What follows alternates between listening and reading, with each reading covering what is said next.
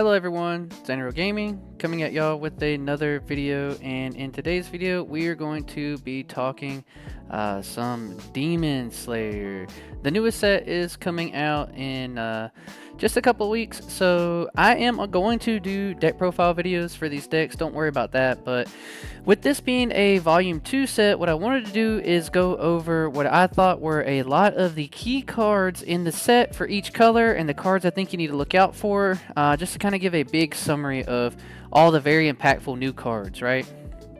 But to start us off, we'll get into yellow. We are going to start off with this Hashira support, and this is Ubuyashiki. It just says activate main, switch to resting, sideline this card. Choose one Hashira affinity card on your field and switch it to active. It's a 0-drop, active trigger in life, which is great. And he's going to generate you a lot of energy early in the game, but once you get your double energies down, you don't need him as much. So he is just going to be so good because you're going to play your 2-drop Hashiras, and this card is going to come down and then let you be able to put them as active. And that's going to be some very, very impactful plays to play down a Miss Kaoru or a Tokido. And then use this character to sideline it, switch him to active. It's going to be some really impactful plays, and I think it's going to make the Hashira deck very, very more consistent and more aggressive to be able to do some plays. And I think running this card at a 3 or 4 of won't really slow you down from what you're doing, because most of the cards can just search him out as well. So I think a very much needed card for the deck. And I love Hashira, so glad to see them doing well. But at least getting some support, and they get a lot of support here. There's actually 5 cards we're going to go over that are Hashira related cards. The next one being Miss Kanroji here, Mitsuru Kanroji. It's a 2 energy, 1 action point, 3000 BP draw trigger in life, which is really good to have a draw trigger in this deck. And she says activate main. If on the front line, you may place 1 card from your hand to the sideline. Once per turn, choose 1 card in your field with 2 AP cost and Hashira affinity and switch it to active. So in the same line as this Kaguya Ubuyashiki, you also have the Kanroji, who doesn't have to sideline herself, but just lets you trash 1 card from your hand and then use one of your double action point Hashiras, which are going to run, I think most lists run 10 in their decks, if not more than that. A lot of the more impactful Hashiras are double energy, and this card just lets you trash a card to then put it standing. And you have a great search card in Hashira, so you're going to have some cards in your hand. With that same kind of style of trying to buff and, stand your Hashiras up, that's 2 cards already that you can run in the deck that let you stand them back up and kind of fix the problem the Hashiras have at the moment. But we do have another Tokido that's coming out in this set. It's a 3 energy, 1 action point, 3500 BP, which is a big body to put on the front line. And he just says activate main once per turn. If on the front line, choose 1 character on your field with 2 AP costs and Hashira affinity, and it gains impact +1 until the end of the turn. This is really, really good because it gives it +1 and not just gives it impact. So some of your Hashiras that already have impact, this guy will stack it up and you can have double impact, which is really, really good. But just another way to power up your Hashira plays to make them stronger. And it's also just another Tokito body with good stat lines and a trigger, which is an active trigger in this deck. Really powerful 3500 BP body, which is really, really good. This is going to be maybe one that's like teched in a 1 or 2 of in some Hashira lists, just to be able to let you get that impact. Can be the difference of you being able to close out the game or not. Alright, we do have another Hashira who is very, very good, and this is a SR for the set for her, and this is Shinobu Kocho. She's 3 energy, 1 action point, but she has steps, so she's going to be a character you can use to pressure on the front line at the beginning of games, and then move her back whenever you need that double energy generator. And she's a get trigger in life, 2500 BP. I would have liked it better if she was 3000. I think that would have helped her out a lot more. But she says, when sideline, if this character has been sidelined due to its BP becoming 0 or less, or by an ability, you get to draw a card. So if your character sidelines this or reduces its BP by a card effect, you get a card draw, which is really, really good to give you some card draw in the deck, and just to have this body who can just come down, provide you with double energy. The most thing that she's going to do is just, provide you with the double energy, which is what you want to see in the deck, on a get trigger, which is really good. I can see this being a 2 or 3 of in the Hashira decks to help you curve out your energy. You only need 2 of the Kochos on your backline, and you can do most of your plays, which is going to be really good. And then 2 more cards to touch on. I'll stay on the Hashira train for the moment. there is a new Giyu Tomiyoko here. It just says if you have a combined total of 3 or more Ubuyashiki or other Hashira affinity cards on your field, which is really easy to do, to have 3, because by the time you play him for 4 energy 2 action points, you're gonna have 3 on the board. Reduce this card's AP by 1 while in your hand. So instead of being a 1 action point card or 2 action point card, he'll cost you 1 from your hand. But he still reads as a double action point card, which is what lets you, be able to use the Tokito effect or the Kanroji effect to be able to stand the card up, because the card is still a 2 action point card, but it only costs you 1. And I think that this guy is going to take over as being the other card that you mainly run. Like, you're going to run your Tokitos and your Kanroji, and I really think that Tomiyoko is going to take up that next slot and kind of make the Hashiras have a cleaner line of the top 4s that you want to play. It also has a great effect. It says when attacking, if you have a combined total of 6 or more Ubuyashiki or Hashira affinity cards, choose up to 1 other Hashira affinity card in your field, and it gains 1500 BP until the end of the turn. So you can see how you can combo off here. You can play this Tomiyoko down on the front line, and then, he's only going to cost you 1. You can use the effect of the Kanroji to stand it back up. You can use the effect of the Tokito to give it impact, and then you can also give a character 1500 BP until the end of the turn, which is pretty impactful because you're going to have the Tokito and the Kanroji on the front line. So then the Giyu lets you buff them up, and that's kind of the combo here. You want to have these 2 on your front line, and then when they come, are able to let you play the Tomiyoko for a little bit cheaper, and it comes out active, and then when he swings, he will buff these 2 to be, 4,500 and 5,000 respectively, which is very, very important. And I think that this is going to be the newest package that's going to make the most, rumbles in this particular deck, because these 3 together just help you really curve out and get some very aggressive plays with the Hashira, which are really, really good at controlling your opponent, but maybe don't have enough aggressive low to the ground for energy plays. And I think that this kind of helps you probably get rid of some of the 5-cost characters in the deck, which will make it a little faster. Now, one thing I do want to touch on is this Tanjiro. This is a color trigger, and this is mainly meant for the Nezuko deck, but I did want to bring this one up because it's very, very important, because it's a color trigger, which will take the spot of that other color trigger Tanjiro that costs 2 AP that lets you blow up a 3k, and it just says during your turn, if on the front line, Nezuko cards on your field cannot be chosen by your opponent's character or trigger abilities. So really good to have this Tanjiro up. Then you swing in, and then you can make sure that your Nezuko is safe, because you want to swing in with those Tanjiros first, then swing in with the Nezuko, so that way you can use her to swap herself, and then that lets her be able to stay alive longer. They'll have to get rid of this Tanjiro if they then do want to target your Nezuko, which gives this deck a lot of protection, and this deck is going to be... This deck's already really, really strong at the moment, and I think this is getting a big power up as well. And it also just says when played, you may switch 1 active Nezuko on your front line to resting. If you do, switch this character to active. So what you're going to do here is you're really going to just, play down the Nezuko to get her effect, then play this Tanjiro later in a turn, switch that Nezuko to resting to then get this Tanjiro out active, and then just raid that Nezuko. So you can see how it combos off really well here. 2 for 2 here to get 2 bodies out active is really, really good. But those are the impactful yellow cards. I think we're going to switch over to blue now, which is kind of self-contained. I'm not going to go over these as much because these are just the new... This is the new color for the... for this particular set, right? This is just the new color that we got in the set, and it's just going to be the SRs for blue. Now, you have a Tanjiro and a Nezuko, which are kind of decks together that you're going to want to be looking out for. I'll go over the effects really quick. You raid it on top of Tanjiro. It's a 4-drop 4k raid in life. It says once per turn with this character... When this character is chosen by the ability of one of your Nichiren Sword Affinity cards, it gains impact until the end of the turn. And then when played, you may return 1 Nezuko on your field to your hand. If you do, place 1 card from your hand to your sideline, then choose up to 1 character with 4,000 less BP on your opponent's front line and sideline it. So you're going to return the Nezuko to then... sideline a card from your hand to then sideline one of your opponent's characters.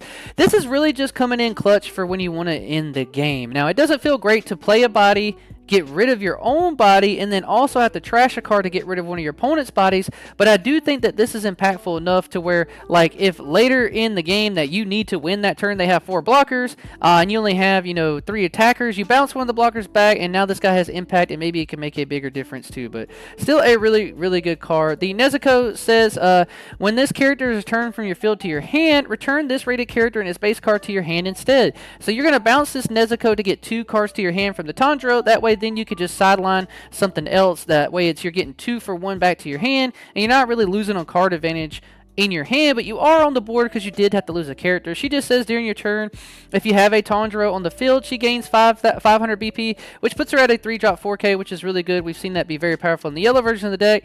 And then she just says, when played, if Tanjiro is on your field, you get to draw a card. If Tanjiro and the Nichiren sword are both on your field, you may draw 2 cards and place 1 card from your hand on the top or bottom of your deck instead. So if you have Tanjiro and his sword out, you get to draw 2 and then place 1 on the top or bottom of your deck, so you get to stack your deck in a way. Very consistent. This deck is going to really pop off. And then the other kind of 2 SRs that are meant to be built together, I think these are going to be interchangeable regardless. Like, if you run both Kanroji and Tokito, then you probably run one of the Tanjiro in it. And if you run Tanjiro and Nezuko, you probably run one of the Tokito or Kanroji in it. But they are both really good cards. 5 energy, 4,000 plus BP, raid in life, nullify impact, which is really relevant in this current metagame. And she just says, once per turn, when this character is chosen by an ability of one of your Nichiren swords, she gains 1,000 BP until the start of your next turn, which is really good that she goes up to a 5K blocker.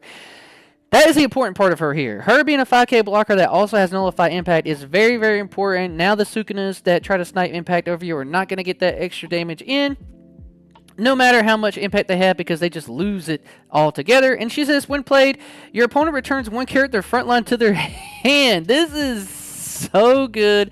We've seen this be very powerful in Yuji. Now, they do get to choose which character they return to their hand, but this is going to be a crazy raid to hit in life. Your opponent swings in, now they're going to have to bounce something back, and even when you're just trying to get through the game, you play her, you bounce something. It's not BP restricted, which is really good. And she just says, when attacking, choose one other character on your field, and it gains 1,000 BP until the end of the turn.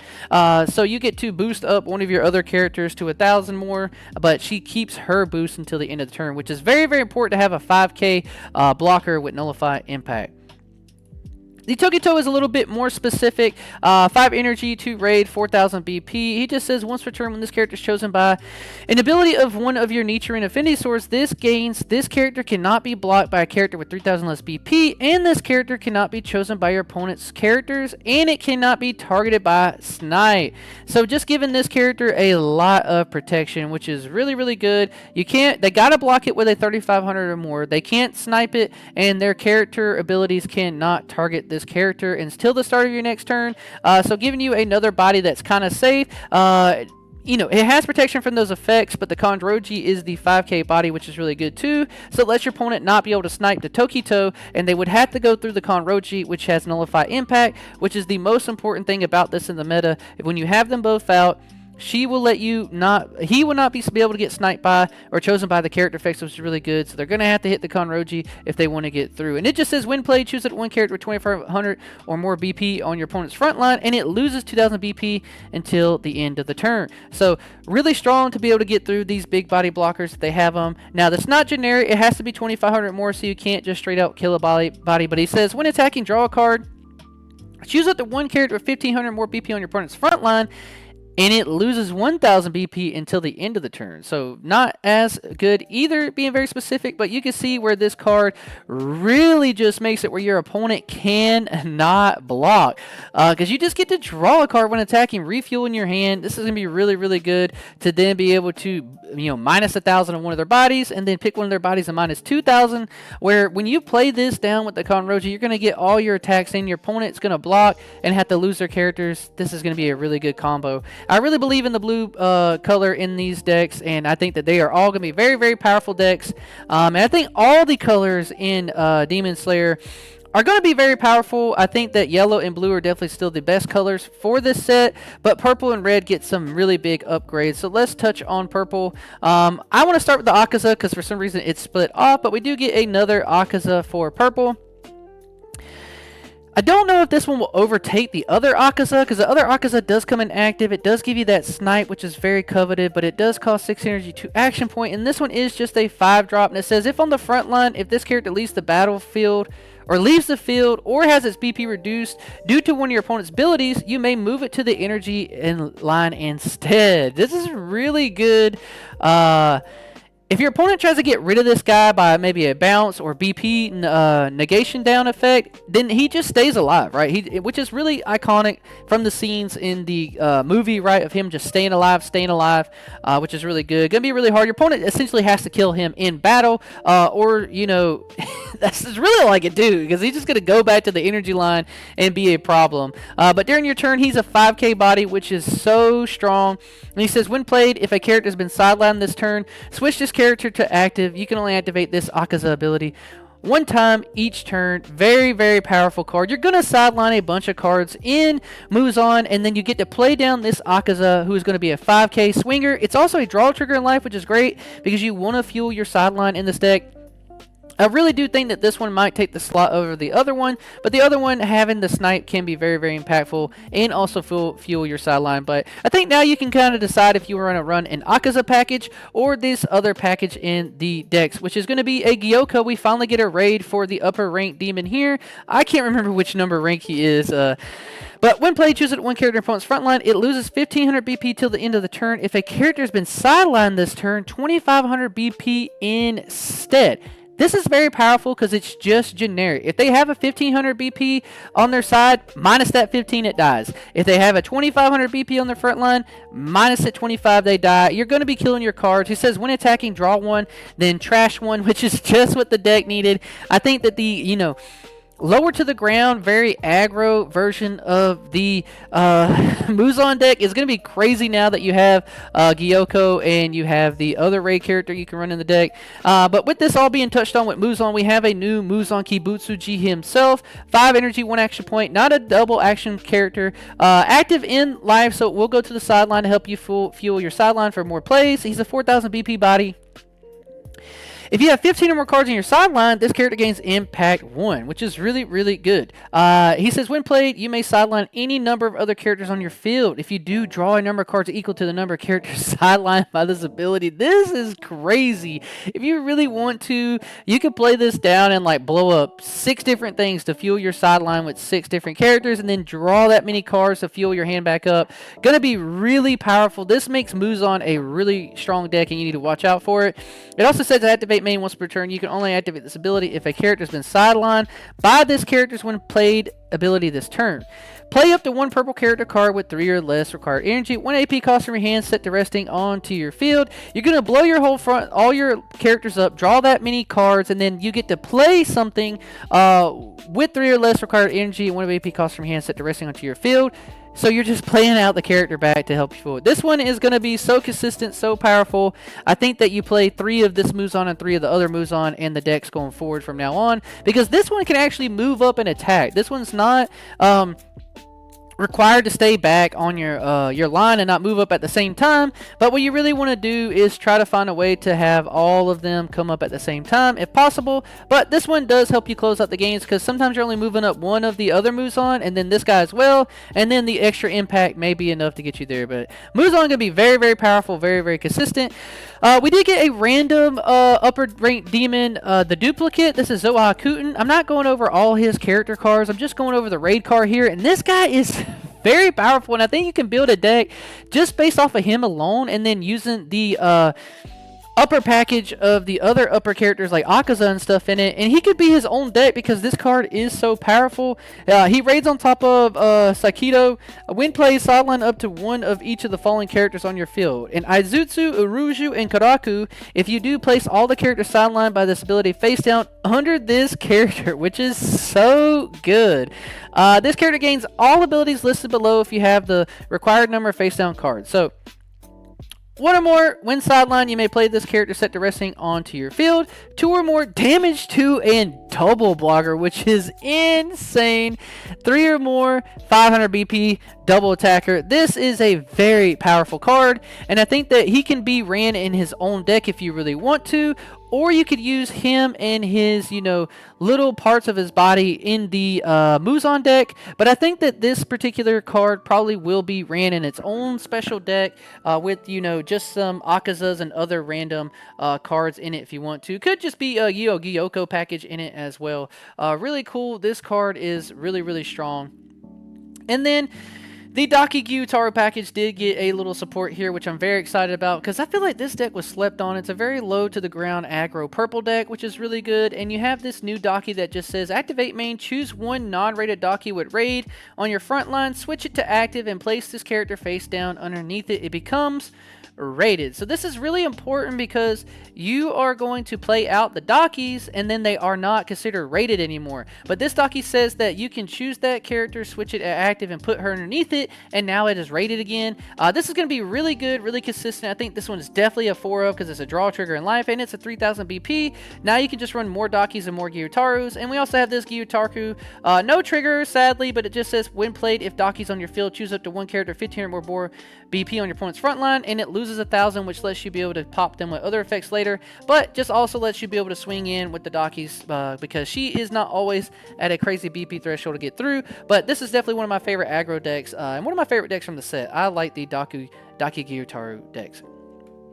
Alright, that is yellow, purple, and blue. We have one more color to go over, and this one is a doozy.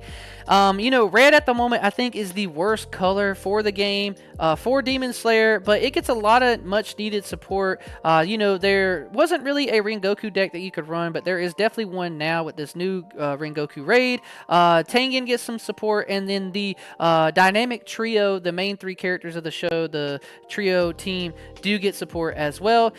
I will touch on that particular deck. You get a new color trigger Tanjiro, which I think is easily a 4 of in the deck because this card is insane for that Tanjiro Zenitsu deck that you want to play here. It just says activate main, switch to resting, and sideline this card. Choose one rated Zenitsu on your field. It gains impact +1. If this card does not have impact +1, it gains impact instead. Really good just to be able to give your Zenitsu impact, but he also has another effect that says activate main, switch to resting, sideline this card. Choose one rated Inosuke in your field, and it gains damage +1. So those characters already have really cool, strong keywords on it, and this Tanjiro just sits on your backline after you raid all your characters up. You're really trying to go for game with this deck, and this Tanjiro lets you be able to make sure you can find a way to do it because he's never really going to be on the front line. It's your color trigger. You're going to switch it with the other one, and now you have a 1-drop Tanjiro that kind of helps you curve out. And with that being said, we also have a raid Tanjiro that is going to do wonders for the deck. Having a raid Tanjiro in the deck, now you have 12 different raids in the deck that you get to play, and this deck is going to be really scary now. This deck was kind of slept on because it is so inconsistent at the moment, but these new cards make it very consistent and very powerful. And you're going to have to watch out for people who play this deck now because their deck just got way better, and now those powerful plays that they can play with the Inosuke and the Zenitsu, and sometimes we'll probably even have Tanjiro all at the same time rated, and you're going to be in a lot of trouble. So this Tanjiro is a raid out live, 4000 BP, 4 energy, 1 energy generator. It says when played, look at the top 5 cards of your deck. Reveal up to 1 Zenitsu and up to 1 Inosuke card among them and add them to your hand. Place the remaining cards on bottom of your deck in any order. If you added 2 cards to your hand with this ability, place 1 card from your hand into your sideline. So if you only want to grab 1 card, you can just grab it and you don't have to sideline. But if you grab 2, you do have to sideline something. But this is going to be the raid character that you bring down early to be able to help you get into the Inosuke and the Zenitsu play later on. It also says activate main. If on the front line you switch it to resting, choose up to 1 Zenitsu or Inosuke in your field, and they gain 2000 BP until the end of the turn. This is really powerful because sometimes the deck does have an issue getting over 5k body, and this Tanjiro says nope, you can't do that anymore, and it is just a searcher. We've seen how powerful searcher raids are in the game with Saito being able to fix your hand too. This is going to do a lot for this deck. It doesn't seem like such a crazy powerful effect, but trust me, it will be in a deck that's trying to get 4 or 5 swings with impact, damage 2, and all kinds of crazy things, right? All right. The Tengen deck did get a couple of very powerful cards. Now, this is definitely, I think, the worst deck from the entire set, and I wish he would have gotten more support, but these two these two cards are very welcome, and I think that you run the Tanjiro in that particular deck too, just because you want another just raid character that can search out Zenitsu's, because those cards are also considered Zenitsu. So all you do is just you play him down to, you know, then search those different size cards, and it gives you another 4K body in the deck. So I will be running this Tanjiro in my Tengen deck if I don't just go a straight Rengoku package, which is also viable. But this Tengen has step, which is very important because he is 3000 BP active trigger in life. I'm definitely just throwing this at a 4 because you want to be aggressive in Tengen. And it says during your turn, if you have a combined total of 3 or more Tengen's Y for disguise affinity cards on your field, he gains 1000 BP, which is going to be really easy to do because he costs 2 to play anyways, right? So that's 1-2 on the energy line. Turn 2, you play him on the front line with another character, and now he is a 4K 2-drop with step. That way, after you're done swinging with him, you can move him back. Very powerful card. Can't wait to throw it in my Tengen deck. And then we also have the Tengen wives all together, Suma, Makio, and Hinatsuru. We love these 3 ladies, and glad that they are finally getting another card that is actually worth something. 3 energy, 1 action point, draw a trigger in life, 3500 plus BP. During your turn, if Tengen is on your field, this character gains 500 BP. The Tengen could be on the energy or backline, which is great. And then during your turn, when this character moves during your attack phase, choose up to 1 Tengen, Uzui, or Disguise Affinity card in your field, and it gains 1000 BP. So this helps you combo doing your swings when you're swinging in to then be able to switch out characters, which is then letting them be able to move. So you're going to swing with this one, then use its effect to switch it for the Tengen, and then boost something 1000. Very welcome card. This is going to be the Tengen's wives that I run a 4 of, and then probably just 4 of the 0-drop, and then maybe her as well. Hinatsuru was, they're all kind of good.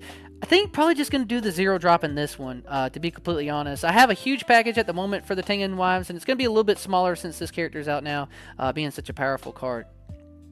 Alright, we're getting there. Almost there. I know it's been a longer video. I'm trying to go over all these cards in one. Red got a big buff with Rengoku getting some support. I do want to touch on his father real quick. Shinjuru Rengoku. This is obviously his father from the show. 3 energy, 1 action point, 3000 plus PP, double energy generator with no downside to it outside of not having a trigger. You can run this in the Rengoku deck, the Tengen deck, any of the red decks. You have a really strong double energy generator now. It just says when attacking, if you have placed a card from your hand into your sideline with the ability on one of your event or Rengoku cards this turn, choose one of the following. You can boost this character by 1000 or draw a card. Most cases you're just going to draw a card, but if you are trying to go for a game and it's later in the game, you need another 4K swing, this guy does it, boosting himself up to 4K, and this is each turn. The Rengoku deck is all about drawing and trashing cards, and then his dad gives you value off of it, and a couple other cards in the deck give you value off of it too. We have this new 2 energy, 1 action point, color trigger, 3000 BP Rengoku, and it says activate main, place 1 card from your hand into your sideline. So we always have an outlet to be able to sideline something to then get our effects. And it says once per turn, the next time you choose a character with an ability that specifies a BP range this turn, add 1000 to the specified range. This is going to matter a lot because we already know that the other cards can pop a body, and then the new card can as well. And this is so good because you don't have to target your character. It just says the next time you choose a character with an ability that specifies this range. So it's kind of like a blanket effect on the board for the next time you activate something that says this. Now this also goes on to the trigger for it, which is very powerful. And it's your color trigger, 3000 BP, 2 energy, 3000 BP bodies are really, really good. It could be your early swinger, really good. Got to max out of 4 of if you want to run a Rengoku deck. And we finally have him. Rengoku finally got a raid, and it is very powerful. A little unfortunate that he costs 6. I think if he was a 5 energy, he would be insane. But they did make him accordingly here. He is a raid in life, 4500 plus BP. So the fact that he stays 4500 regardless of any of his effects is very powerful because that gives you that threshold to block out your opponent's 4K bodies every single turn. He just says, during your turn, if you have placed a card from your hand into your sideline with the ability of one of your event or Rengoku cards, he gains 500 BP in impact. So every turn in this deck, you should be making him a 5K impact, and eventually your opponent's just not going to have anything to do about it unless they can, special trigger this guy. He also says, when played, place any number of cards from your hand into your sideline. Choose up to 1 character with 3000 less BP on your opponent's front line and sideline it for each card placed from your hand into your sideline with this ability. Add 500 to the BP range. So if you trash 2, he gets to pop a 4K. But funny enough, the way that this card is worded, you can place any number of, sorry for that, into your sideline, so that means 0. You could place 0, this is a period, and then get this effect. You know, pop a 3,000 or less. So you don't have to trash anything. You just, when played, pop a 3,000 or less. And if you have this other Rengoku already that you trashed for his effect, now it's just a 4K when played, which is the combo that you want to do with this character, which is what makes it so powerful. If you really need to then trash something with his own effect, he is a facilitating card, because when you play him, you have the option, if nothing else, trash anything this turn, use his effect to trash something, which will then let you blow up a body, and then also procs his during your turn when you trash something to give him the 500 and impact 1, which is really, really good. It's so good. That effect does not stack, because it just says if you have done that, which is really powerful, really good, and definitely, I think, one of the most iconic cards coming out of this set, because everyone loves Rengoku, and it's nice that he finally has a raid card. But this has been a doozy of a video. I love DemonSlayer, and I can't wait for the set to come out. My brother's going to be so happy that his, beloved trio deck gets a lot of support. I'm happy to finally build a Rengoku deck and then maybe make my Tengen deck playable. The Daki deck's going to be a very powerful aggro deck. Muzan and the yellow decks, I think, are going to be the 3 most powerful decks from this archetype, and the ones that will probably see some meta play. And I think the blue decks are on the verge of probably being that level too. Probably like some, rogue meta-ish tier level, maybe sneaking in top 32. It really just depends on how these operate, because our meta here is so different than Japan's, so it'll be very interesting to see how this deck operates. I think it will be pretty good though, so you're going to have a bunch of different options from DemonSlayer if you want to play some very powerful decks in the metagame. But that is the video. Please leave the video a like. Please comment down below what you guys like about DemonSlayer. I want to hear what y'all are looking forward to from the set. But that is me. I appreciate y'all hanging out. Peace.